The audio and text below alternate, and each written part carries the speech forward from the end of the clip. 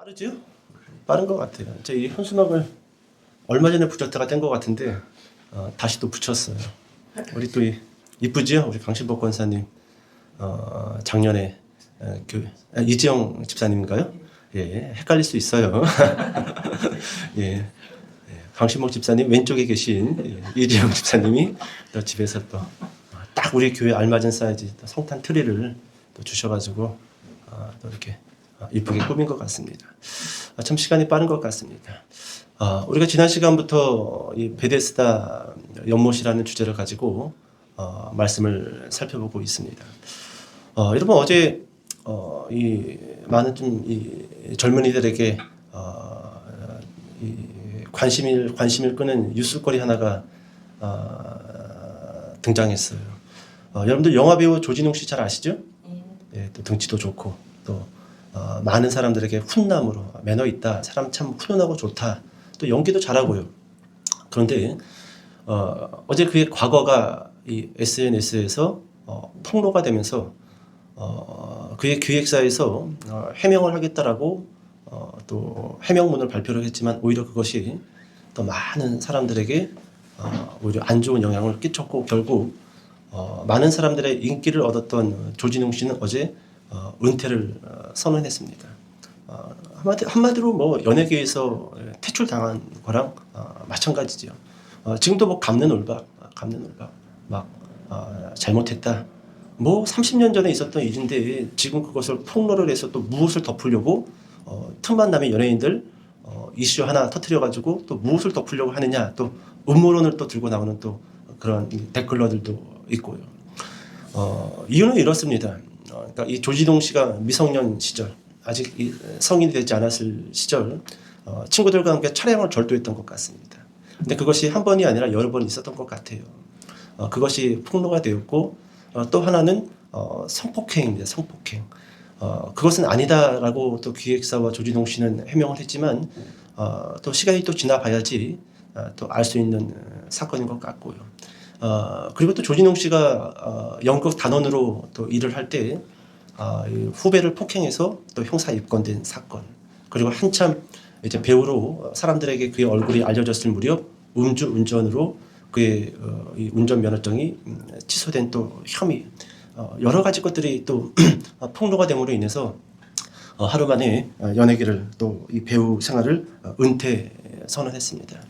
꼭 1년에 한 건씩 이렇게 연예인들 관련된 사건들이 터질 때마다 또 이 팬들은 또 이 배우들을 좋아했던 많은 사람들이 또 마음에 또 상실감을 얻게 되지요. 여러분 기억나십니까? 2023년 12월 27일, 그러니까 한 2년쯤 됐지요. 배우 이성균 씨가 자살을 했습니다. 이 배우도 많은 남녀를 떠나서 또 나이를 떠나서 많은 사람들에게 귀감이 되고 호감이 되는 괜찮은 배우였지요. 사건은 이렇지요. 강남 유흥업소 여실장과 또 그 여실장을 잘 알고 있었던 또 다른 한 명의 여성이 이 이성균 씨가 마약을 했던 것 같습니다. 그리고 이 사실을 협박했어요. 3억인가 5억인가를 요구했지요. 결국 이것이 이슈화 됐고 이 마약 이 수사를 경찰이 들어가게 되었고 매일같이 이성균 씨가 기자들 앞에 서서 온갖 쪽팔림은 다 당했지요. 아직 혐의점이 이 경찰 수사를 통해서 발표되지 않았지만 그 과정 중에 너무나도 유명한 연예인이 일반인들에게 다 노출이 되어 버렸어요. 결국 그것을 견디지 못하고 자신의 차에서 23년도 12월 27일 날 자살을 하게 됩니다. 여러분 이 죄로 인해서 은퇴하고 조용히 사라지는 유명인들이 참 많이 있습니다. 많이 있어요.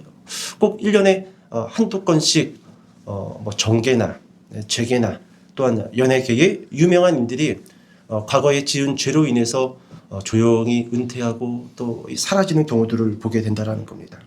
자, 그렇다면 여러분들은 이와 같은 소식들을 들을 때마다 어떤 생각을 주로 하시게 됩니까? 이와 같은 상황, 이와 같은 뉴스거리들을 접하게 될 때 어떤 생각들을 주로 하시게 됩니까? 나도 조심해야겠다 이런 생각을 하십니까?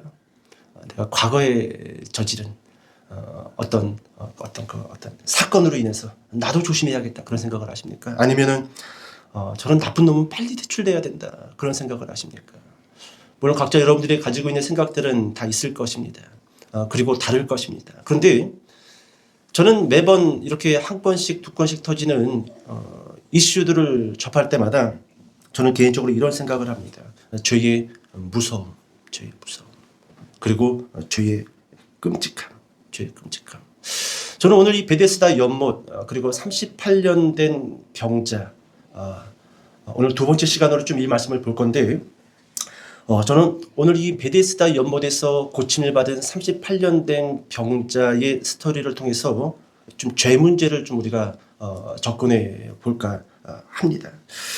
여러분, 우리 지난주에 베데스다 연못의 끔찍한 모습을 살펴봤습니다. 우리 지금까지 베데스다 연못 괜찮았어요. 어떤 좋은 기억으로, 좋은 설교로, 좋은 말씀으로 훈훈하게 끝난 스토리다라고 우리는 이해했습니다. 근데 지난 시간에 우리가 그 베데스다 연못의 상황을 깊이 있게 살펴봤더니 여러분, 베데스다 그 뜻이 뭐였어요? 자비가 샘 솟는 집이었어요. 한번 따라해 볼까요? 자비가 샘 솟는 집. 이렇게 베데스다입니다. 베데스다 연못. 그런데 우리가 지난 시간에 그 베데스다 연못을 심도 있게 살펴봤더니 현실은 그렇지 않았습니다. 두 가지의 끔찍한 모습을 가지고 있었던 것이 베데스다 연못이었어요. 첫 번째, 인생을 송두리째 낭비하게 하는 베데스다였어요. 따라해 볼까요? 인생을 송두리째 낭비하게 하는 베데스다. 그렇습니다. 두 번째 끔찍한 것.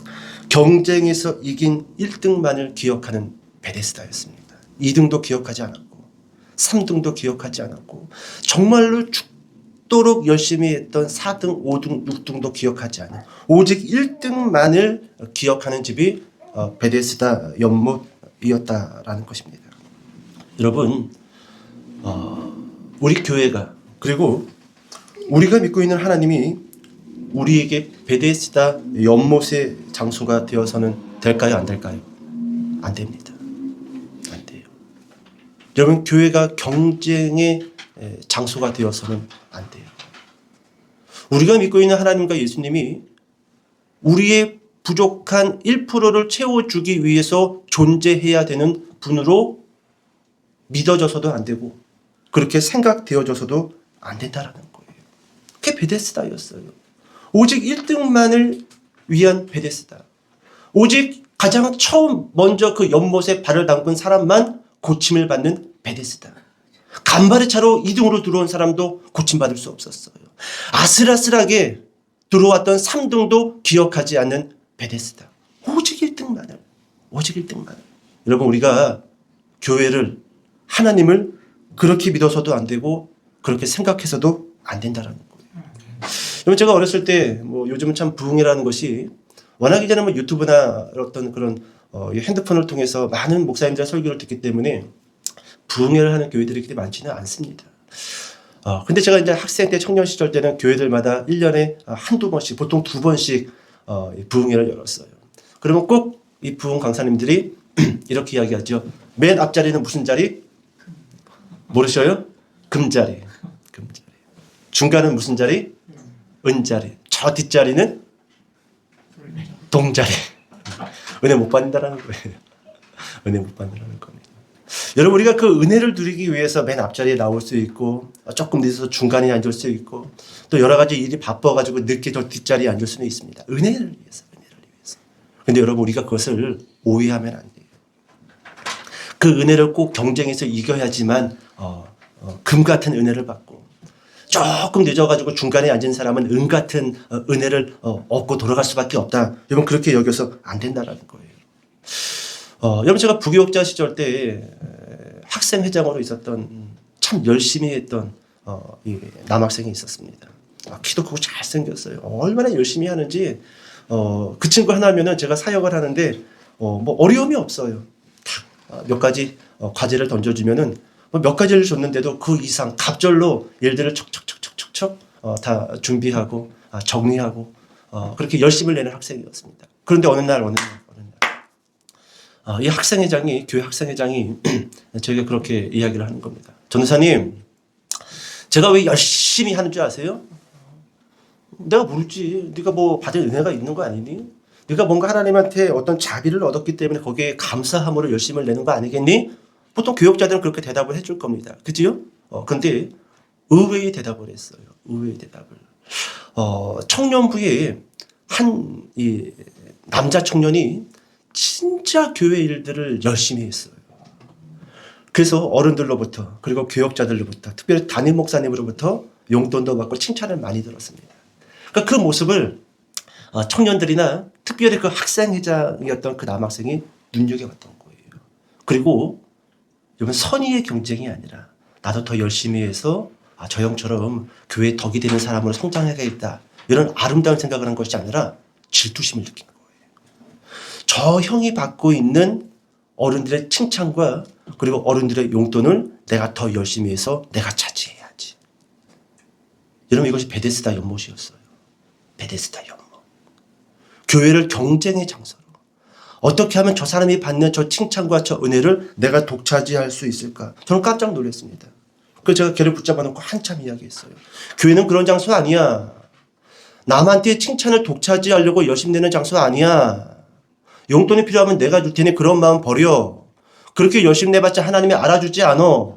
결국 미천 떨어져. 그렇게 열심히 내면은 지금부터 마음을 새롭게 하고 하나님께 받은 감사가 있어서 하나님께 드린다는 마음을 가지고 일을 해야 돼. 한참을 이야기했어요. 한참을. 그때 알겠습니다. 알겠습니다. 그리고 나서 몇 개월 후에 교회를 떠나버렸어요. 첫 단추를 잘못 깼는데 그 단추가 다시 풀어지지 않고 다시 꿰어지지가 않았던 겁니다. 여러분, 제가 지난주에 그런 말씀을 드렸습니다. 따라해 볼까요? 자비는 경쟁으로 획득하는 것이 아니다. 그렇습니다. 한 번 더 따라해 봅시다. 자비는 선물이다. 그렇습니다. 근데 베데스다 연못에 누워 있었던 수많은 사람들은 하나님의 자비를 경쟁으로 독차지하려고 그곳에 날마다 모였다라는 거예요. 여러분, 38년 된 병자는 우리가 지난 시간에 살펴봤지만 믿음의 경쟁에서 이겨 예수님에게 고침을 받은 것이 아닙니다. 38년 된 병자, 베데스다 연못에 38년 동안 와서 누워 있었단 말이죠. 이 사람은 예수님이 누군지도 몰랐어요. 자신을 일어나 걸어가라 라고 말하고 떠났던 그 분이 예수님인지도 몰랐습니다. 이 사람이 예수님을 불렀어요. 예수님이 38년 된 병자를 찾아갔어요. 여러분, 이게 자비예요. 자비는 경쟁으로 얻어내는 것이 아닙니다. 여러분, 하나님에게 무엇을 얻기를 원하십니까? 하나님에게 무엇을 받기를 원하십니까? 그럼 여러분, 경쟁하려고 하지 마세요. 자비는 선물이에요. 선물입니다. 기다리세요. 여러분들이 지금까지 받은 은혜가 있고 지금까지 받은 자비가 있다라고 한다면 묵묵히 하나님 앞에서 자신의 일을 감사하면서 그냥 두벅두벅 걸어가시기 바랍니다. 그럼 때가 되면은 하나님이 또 다른 자비를 선물로 주실 겁니다. 경쟁하려고 하지 마세요. 독차지하려고 하지 마세요. 여러분, 예수님이 그랬어요. 38년 된 병자, 그 사람이 예수님을 알던 모르든지 간에 예수님이 그 병자에게 찾아가셨다라는 겁니다. 여러분 보세요. 성도는 자비를 얻기 위해서 경쟁하는 사람들이 아니라는 것입니다. 오히려 자비를 얻었기 때문에 믿음의 경주를 시작하는 사람들이 옆 사람 보세요. 옆 사람 보세요. 당신입니다. 이렇게 인사해 보세요. 그렇습니다. 자비를 얻었기 때문에 믿음의 경주를 시작하는 사람들이 저예요. 그리고 여러분들입니다. 여러분, 말씀 하나 찾아볼까요? 디모데후서 4장으로 좀 넘어가 봅시다. 디모데후서 4장 3절에서 8절까지입니다. 디모데후서 4장 3절에서 8절까지.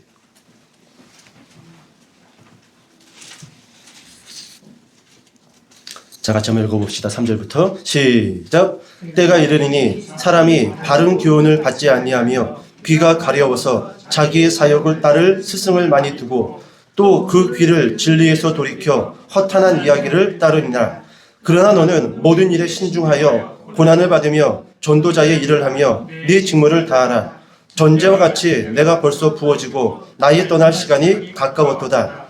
나는 선한 싸움을 싸우고 나의 달려갈 길을 마치고 믿음을 지켰으니 이제후로는 나를 위하여 예비되었으므로 주 곧 의로우신 재판장이 그날에 내게 주실 것이며 내게만 아니라 주의 나타나심을 사모하는 모든 자에게 도니라. 아멘. 아멘.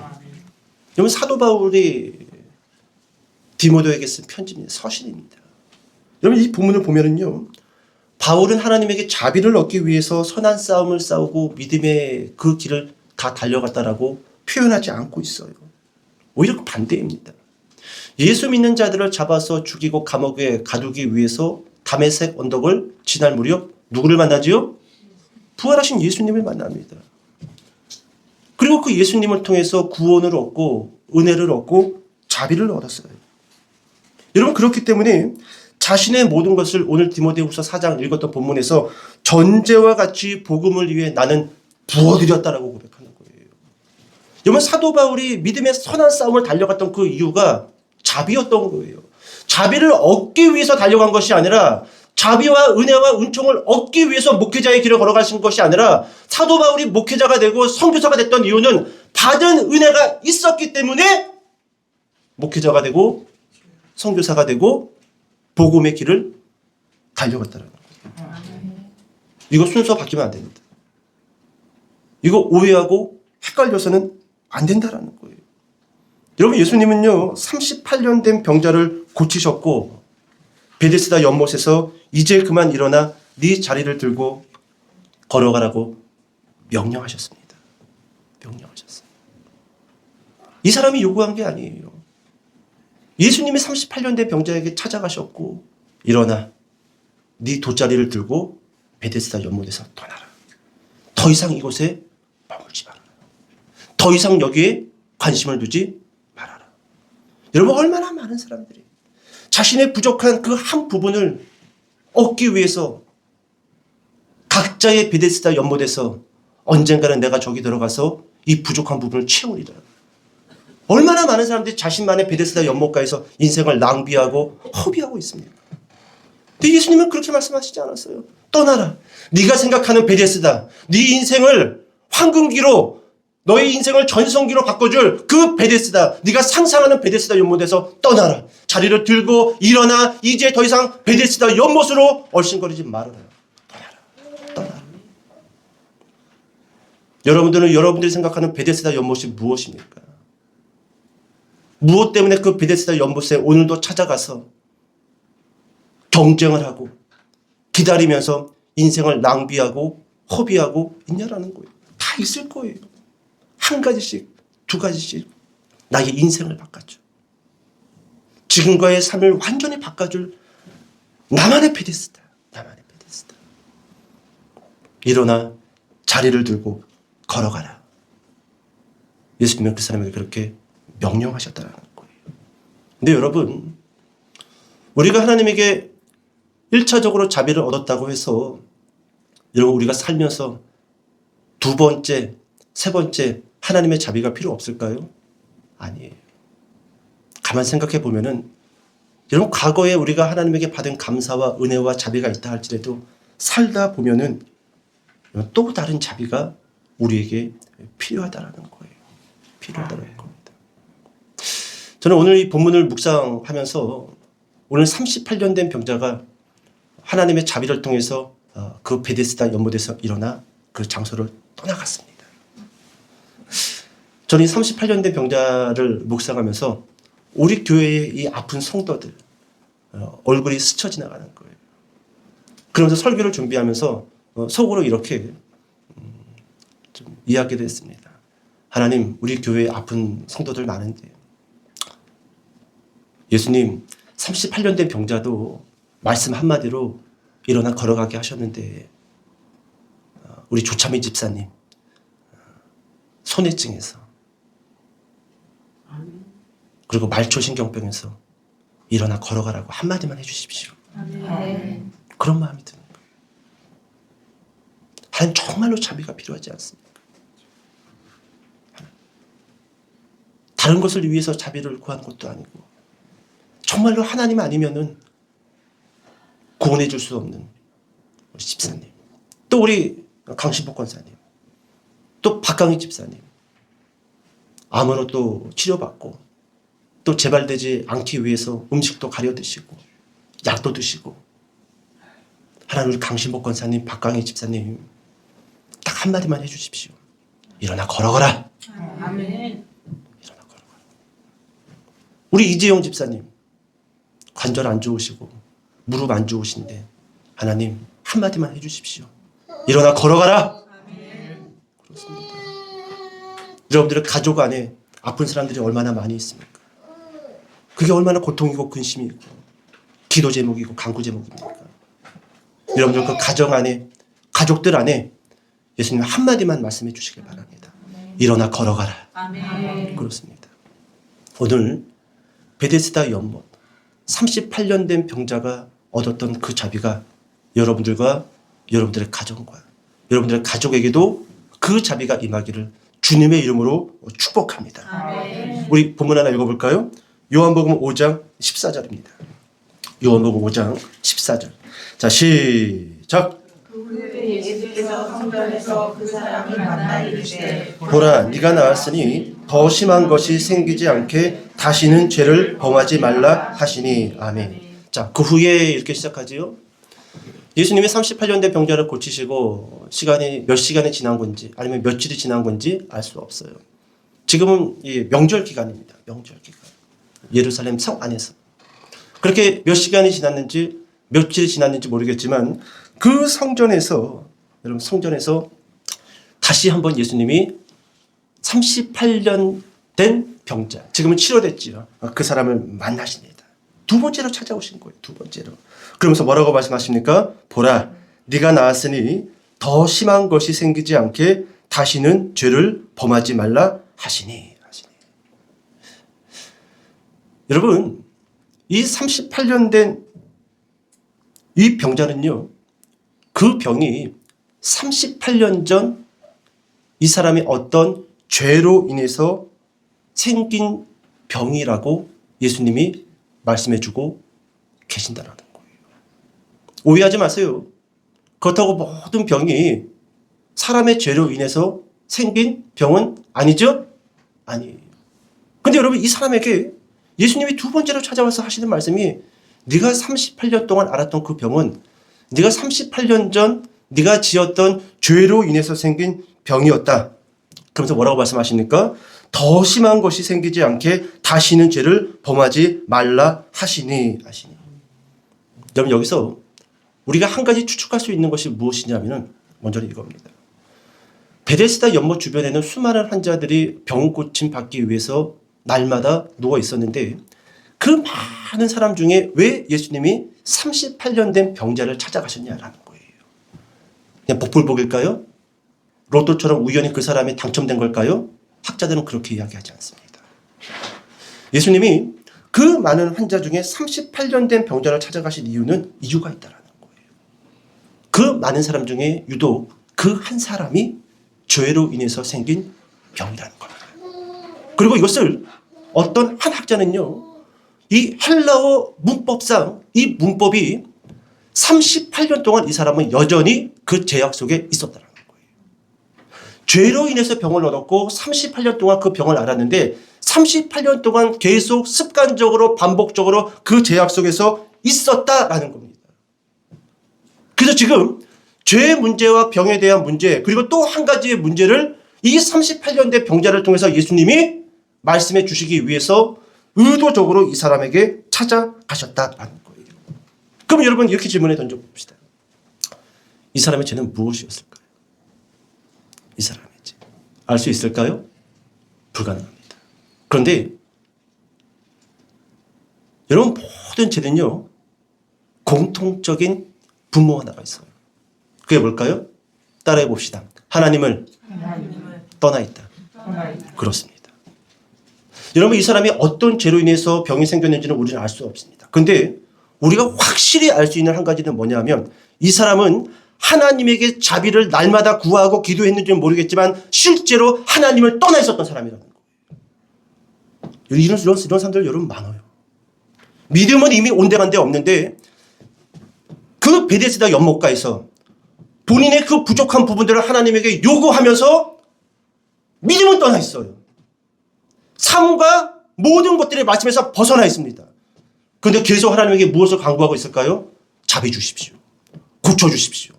바꿔주십시오. 은혜 주십시오. 정확해요. 이게 이 사람의 모습이었다라는 거예요. 여러분 38년 동안 일어나지 못하고 죽을 것처럼 아픈 병이었는데 어쩌면 그의 믿음을 하나님의 포커스에 말씀의 포커스에 맞추려고 노력을 하지 않고 계속 자비만 구할 수 있었냐라는 거예요. 끔찍하지 않습니까? 근데 여러분 이 사람의 모습이 바로 그와 같은 모습이었다라는 거예요. 어떤 죄인지는 모르겠지만 분명 그의 죄는 하나님을 떠나 있었던 죄였고 하나님을 떠나 있는 그 모습 속에서도 여전히 하나님에게 자비를 구하고 은혜를 구하고 은총을 구하는 한 사람의 모습이었다는 겁니다. 자, 그렇다면 여러분 한 가지만 더 살펴봅시다. 예수님은 이 사람에게 이렇게 이야기했어요. 더 심한 것이 생기지 않게 다시는 죄를 범하지 말라. 왜 이렇게 말씀하셨을까요? 여러분 지금 이 사람은요.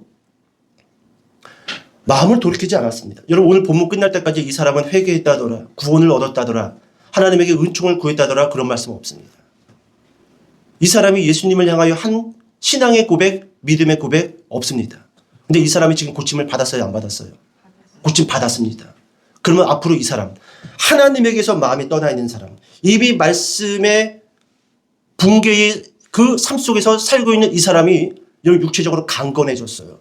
그러면 더 열심히 하나님을 향하여 마음을 드릴까요? 아니면 건강해진 육체를 가지고 세상을 향하여 더 빨리 달려갈까요?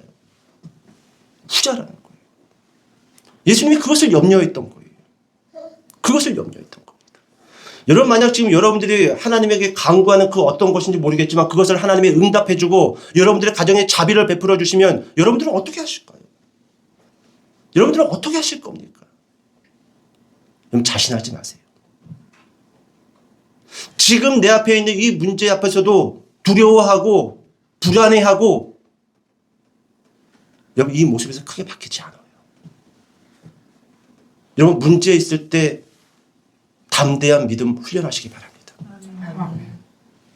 어려움 있고 아픔 있고 골짜기를 걸어갈 때 평안하게 하나님을 예배하고 찬송할 수 있는 신앙의 훈련 되시길 바랍니다. 이때 말고는 훈련 안 돼요.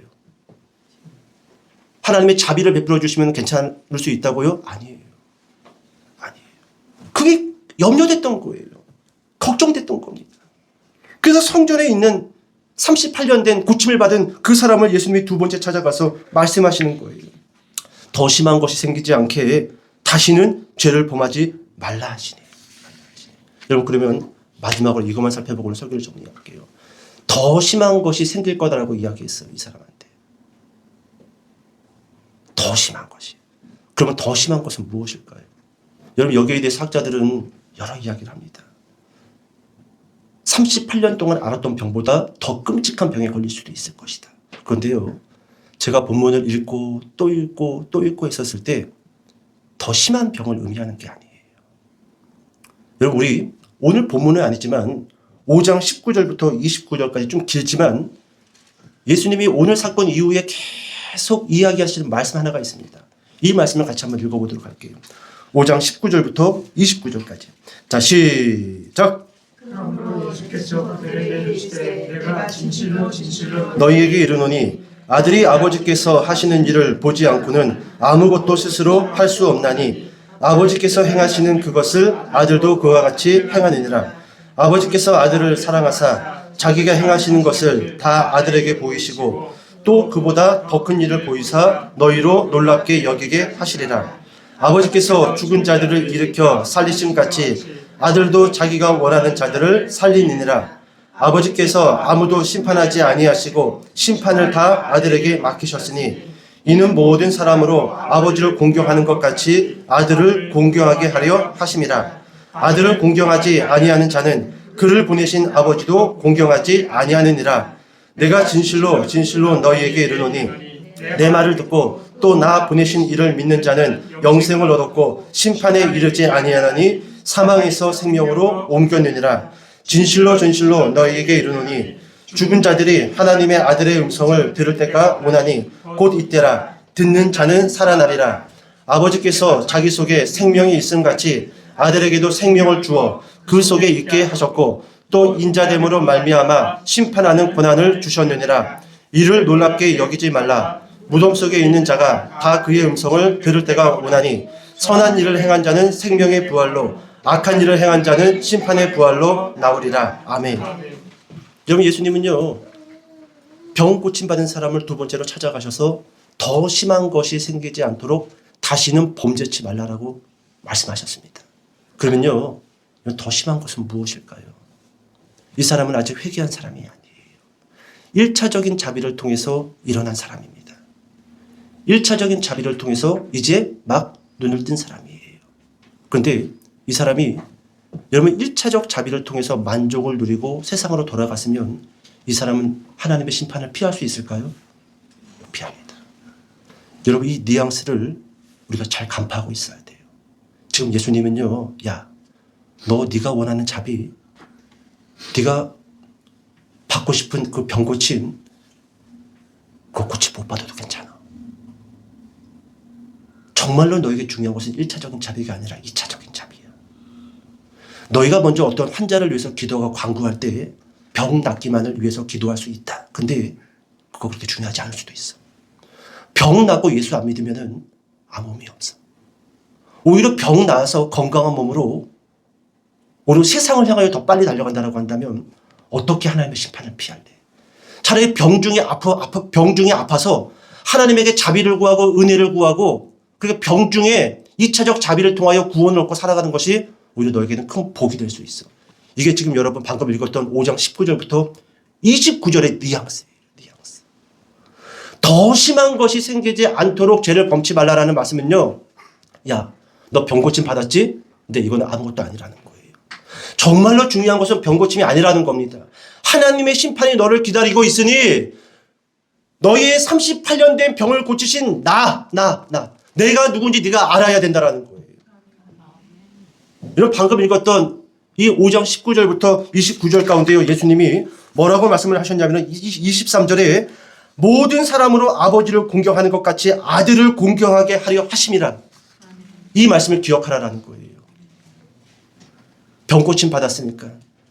하나님이 복 주셔가지고 돈 많이 벌게 됐으니까 거기에 만족하지 말고 지금부터 네가 집중해야 될 것은 하나님을 공경하듯이 하나님이 보낸 아들 예수 그리스도를 공경하는 삶의 태도와 예배 태도로 네의 생각을 바꿔야 된다는 겁니다. 더 나은 것이, 더 심한 것이 생기지 않도록 하나님의 심판을 받지 않도록 죄를 범치 말라라고 예수님께서 이 사람에게 두 번째로 찾아가서 말씀을 주셨다라는 거예요. 이제 설교 정리합시다. 많은 사람들이 주무시는 거 보니까 이제 설교 정리하라고 말씀하시는 것 같아요. 우리 본문 돌아와서 5장 15절과 16절 읽어봅시다. 5장 15절과 16절. 자, 시작. 유대인들에게 가서 자기를 고치시는 예수라 하니라. 그러므로 안식일에 유대인들이 예수를 박해하게 되니라. 아멘. 잘 봐요. 이 38년 된 병자의 마지막이 성경에서 어떻게 등장하는지 잘 보시기 바랍니다. 이 사람은 고침을 받았어요. 그리고 하나님의 심판을 받지 않도록 이제부터 너를 고친 이 사람이 하나님의 아들 예수고 그리고 나의 말씀과 그리고 나를 공경하는 삶을 살라라고 두 번째로 만나서 부탁까지 했습니다. 그죠? 만약에 여러분들이 이렇게 38년 된 병자였다가 병고침을 받고 두 번째로 나를 공경하는 삶을 살라라고 예수님이 부탁했다. 그럼 여러분들은 어떻게 사시겠습니까? 어떻게 사실까요? 당연히 여러분 우리는 당연히 이제 예배도 잘 드리고요. 어떠한 사건과 사고에서도 흔들리지 않고 불안해하지 않고 초조해하지 않고 평안한 마음을 가지고 하나님이 주신 그 자비를 가지고 저는 예배하며 살아가겠습니다. 이렇게 고백하겠지요. 여러분 이 사람도 그렇게 고백할 것 같죠. 그런데 아니에요. 논란이 있는 말씀입니다. 15절과 16절은. 봐요. 그 사람이 병고침 받은 사람이에요. 두 번째로 예수님의 말씀이 끝나자마자 그 사람이 누구에게 찾아갑니까? 유대인들에게 가서 자기를 고치신 이는 누구라 하니라? 예수라 하니라. 여러분 이게 논란이 있는 말씀이에요. 학자들마다 이 말씀을 가지고 이 사람에 대해서 여러 가지로 이야기를 합니다. 첫 번째로 이렇게 이야기하는 사람들이 있어요. 조금 전에 여러분 병고침을 받은 사람들, 종교 지도자들이 야 너는 왜 안식일 날 들것을 가지고 걸어가냐? 저를 병 고친 사람이 그렇게 하라고 명령했습니다. 그 사람이 누군데 모릅니다. 이미 벌써 종교 지도자들이 자신을 고친 그 사람을 잡기 위하여 혈안되어 있다는 사실을 알고 있습니다. 그리고 예수님을 두 번째로 만났단 말이죠. 그러면 여러분 이 사람이 종교 지도자들에게 찾아가서 나를 고친 사람은 나사렛 예수님이다라고 말을 해야 돼요? 안 해야 돼요? 여러분 같으면 할까요? 안 할까요? 안 하지요. 하면 안 되지요. 큰일 나지요. 근데 여러분 이 사람은요. 종교 지도자들을 찾아가서 자기를 고친 이는 예수라 하니라. 여러분 16절에 볼까요? 그러므로 안식일에 이러한 일을 행하신다 하여 유대인들이 예수를 박해하게 된지라. 박해하게 된지라. 여러분 첫 번째 신학자들이 이렇게 이야기합니다. 이 사람에 대해서 이 사람은 좀 머리 IQ가 좀 없는 사람이다. 그래서 아무 생각 없이 너를 고치신 사람이 누군데 물어보니까 IQ가 부족하니까 쪼르륵 가서 이야기해 줬다라는 거예요. 아무 생각 없이. 맞을까요? 글쎄요. 좀 의문이에요. 두 번째. 긍정적으로 보는 분들이 있어요. 이 사람의 이 표현을. 오히려 예수님이 하나님의 아들이다. 그 복음을 그 종교 지도자들에게 오히려 전했다라고 표현하는 목사님들이 있습니다. 특별히 제가 여러분들이 말하면 그 알만한 요즘 대형교회 정말로 핫한 목사님이 약간 긍정적인 설교를 이 본문을 가지고 하시는 거예요. 근데 저는 글쎄요. 과연 이 사람이 그 종교 지도자들에게 복음을 전하기 위해서 나를 고치신 분은 예수님이다라고 이렇게 과연 말을 했을까? 그래서 저는 고민하다가 세 번째를 여기다 적어놨어요. 이 사람은 왜 종교 지도자들에게 자신을 고치시는 예수님이라고 말을 한 건가? 이거예요. 안식일 어긴 일을 회피하기 위해서 예수님을 팔았다. 지금 여러분 이 사람도 안식일을 어겼기 때문에 그 어김의 책임을 져야 됩니다. 제가 사전을 찾아보니까요. 이 시대의 안식일을 어겨서 돌맞아 죽은 사람들도 꽤 있대요. 그럼 당장 이 사람은 38년 동안 앓았던 병이 나아서 이제 살만했는데 안식일을 어겼네? 돌맞아 죽게 생겼네? 어떻게 해야 돼요? 나부터 살자. 어떻게 얻어기겠는데? 하나님도 팔고 예수님도 팔고 나부터 살아야지. 저는 그래서 세 번째로 적었어요. 안식일 어긴 일을 회피하기 위해서 누구를 팔았다? 예수님을 팔았다. 여러분 12사도 가운데 한 사람 예수님을 판 사람이 있죠? 가룟 유다예요. 가룟 유다가 예수님을 팔기 전 그렇게 속으로 예수님을 팔려고 계획을 짜고 있을 때 예수님은요. 마지막 만찬 때 여러 번 가룟 유다에게 말씀하십니다. 너 그러지 말라고. 이 사람에게 예수님이 찾아가서 더 심한 것이 생기지 않도록 다시는 죄를 범치 말라 그렇게 말씀하셨던 것처럼 여러분 가룟 유다에게도 예수님은 여러 번 힌트를 줬어요. 요한복음 13장 21절에 예수님이 이렇게 가룟 유다에게 이야기하십니다. 내가 진실로 너희에게 이르노니 너희 중 하나가 나를 팔리라. 12사도가 그 이야기를 들었을 때 가룟 유다가 무슨 생각을 하고 있었을까요? 아 지금 나에 대해서 이야기하고 있구나. 나에 대해서 이야기하고 있구나. 여러분 마태복음 26장에서는 이렇게 이야기합니다. 나와 함께 그릇에 손을 넣는 그가 나를 팔리라. 가룟 유다를 콕 집어서 이야기합니다. 마태복음 26장 25절에서는 예수를 파는 유다가 대답하여 이르되 라삐여 나는 아니지요 대답하시되 네가 말하였도다 하시니라. 뻔뻔스럽죠. 가룟 유다가 뭐라고 이야기합니까? 예수님 저는 아니지요. 네가 대답했다 이놈아. 너다. 아주 뻔뻔합니다. 여러분 예수님이 이렇게 계속 가룟 유다를 지목해서 나를 팔 것이다 너다라고 대답하신 이유가 뭘까요? 더 심한 것이 생기지 않도록 다시는 죄를 범치 말라라고 말씀을 주셨던 거예요. 근데 결국 끝내 가룟 유다는 어떻게 하지요? 가서 종교 지도자들에게 은 30을 받고 예수를 팔아버립니다. 오늘 여러분 38년 된 병자도 마찬가지 아닐까요? 더 심한 것이 생기지 않도록 하나님의 심판이 너를 기다리고 있으니 다시는 죄를 범치 말라. 하나님을 떠나는 죄를 범치 말라. 근데 여러분 그 사람은요. 그 이야기를 한쪽 귀로 듣고 한쪽 귀로 흘렸어요. 예수님과 성전에서 헤어진 이후 곧장 유대인들에게 곧장 종교 지도자들을 찾아가서 나를 고치신 분은 예수 그리스도라고 그렇게 고자질합니다. 안식을 어긴 것을 회피하기 위해서. 여러분 따라해 봅시다. 죄의 싹은 사망이요. 그렇습니다. 죄의 싹은 사망이요. 여러분 예수님은 이 사람에게 다시는 죄를 범하지 말라라고 말씀하셨어요. 다시는. 오늘 여러분 이제 설교를 정리할까 하는데, 여러분 자비가 샘 솟는 집, 그 베데스다 연못.